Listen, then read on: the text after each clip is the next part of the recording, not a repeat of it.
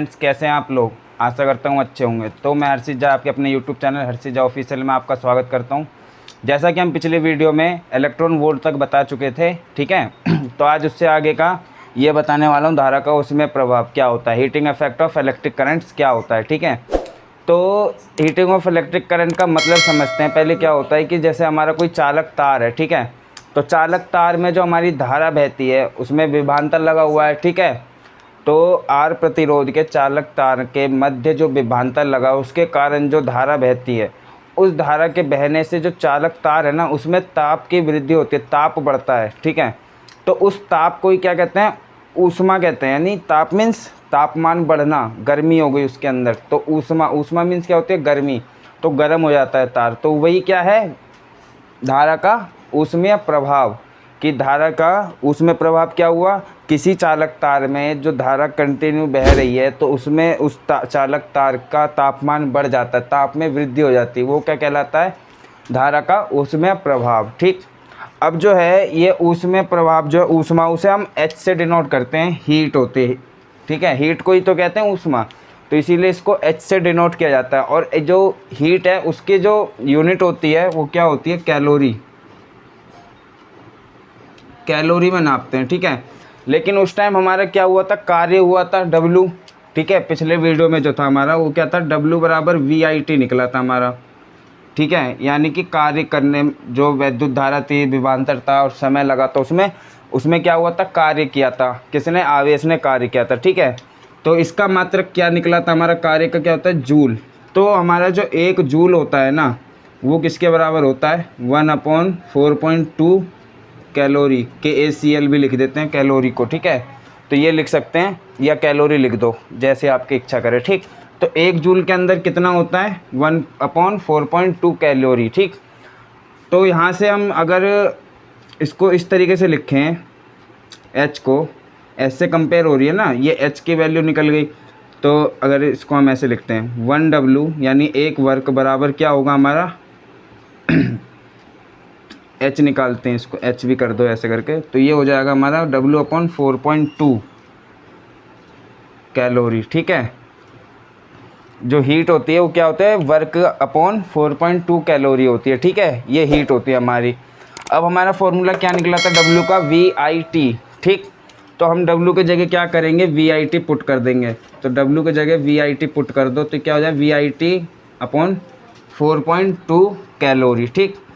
अब उसके बाद ये तो हमारा दूसरा फार्मूला निकल गया था, नॉर्मल वाला जो फार्मूला होता है हमारा वो था, ठीक।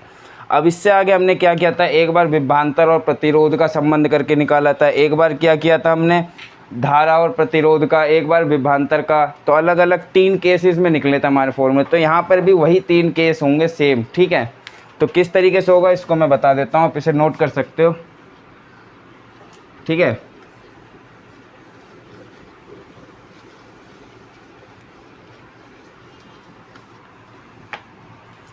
अब हमारा जो वहाँ पे दूसरा फॉर्मूला निकला था वो हमारा निकला था W बराबर VIT था। तो VIT, V की वैल्यू हमने रख दी थी IR, ठीक। V की वैल्यू क्या रख दी थी हमने, ओम के नियम से R बराबर VI होता है। तो यहाँ पे इसकी मल्टीप्लाई यहाँ कर दी, तो V की वैल्यू क्या निकल गई थी हमारी, IR निकल गई थी, ठीक। तो वहाँ पे W बराबर VIT में अगर आप V की वैल्यू IR पुट करते हो तो क्या हो जाएगा, ये V की जगह I आ गया, तो I इंटू I स्क्वायर हो गया, R का R आ गया, T का T आ गया। तो ये हमारे पास W बराबर I²RT आया था। अब यहाँ जबकि हम हीट का निकालने हैं, ठीक है। तो हीट का निकालने के लिए क्या हो जाएगा, 4.2 कैलोरी हो जाएगा, ठीक। तीसरे केस में क्या था,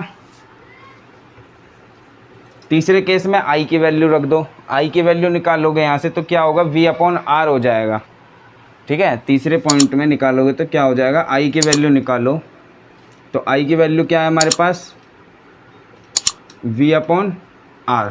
तो I की जगह रख दो V/R² multiply R multiply T/4.2। तो एक R से तो एक R चटक गया, तो हमारे पास क्या बच गया, V² T/4.2 R, इसकी मल्टीप्लाई यहाँ हो गई, ठीक है। तो ये हमारे पास तीसरा फॉर्मूला निकल के आ गया। ये सब का यूनिट किस में होगी, कैलोरी में होगी, ठीक है। तो इस तरीके से जैसे हमारा कार्य का था 3 फॉर्मूले, उसी तरीके से यहाँ पे हीट के भी 3 फॉर्मूले होंगे, ठीक। तो आप इसे नोट कर सकते हैं।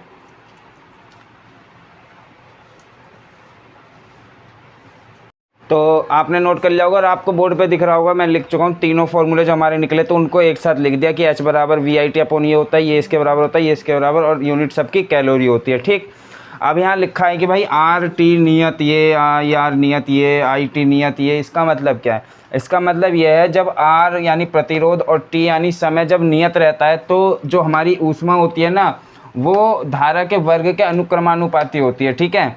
और दूसरे केस में जब I और R नियत होता है तो क्या होता है, हीट जो है हमारी समय के अनुक्रमानुपाती होती है, ठीक है। और जब धारा और समय नियत होता है तो हमारा जो वो है ऊष्मा, वो किसके नियत होता है, अनुक्रमानुपाती, प्रतिरोध का अनुक्रमानुपाती होता है। ये तीनों कारक जो हैं ये क्या है, ऊष्मा उत्पादक के कारक हैं, ठीक है। तीनों चीज़ क्या है, ऊष्मा उत्पादक के कारक हैं, ठीक। तो ये हमारा था क्या, धारा का ऊष्मीय प्रभाव। तो आज की वीडियो में बस इतना ही। अब अगली वीडियो में जो है मैं आपको सामर्थ्य बताऊंगा। वैद्युत सामर्थ्य क्या होती है, पावर जिसे कहते हैं, ठीक है, क्षमता, वैद्युत क्षमता, किलोवाट, वाट, घंटा, ये सब क्या चीज़ें होती हैं, ये सारी चीज़ें मैं अगली वीडियो में बताने वाला हूँ। तो आपको अगर वीडियो अच्छी लगे तो लाइक करें, शेयर करें, कमेंट करें। और आपको हमारी स्क्रीन पर 2 वीडियो दिख रही होगी, उन दोनों में से किसी एक वीडियो पर जाकर हमारी और वीडियो को देख सकते हैं। धन्यवाद।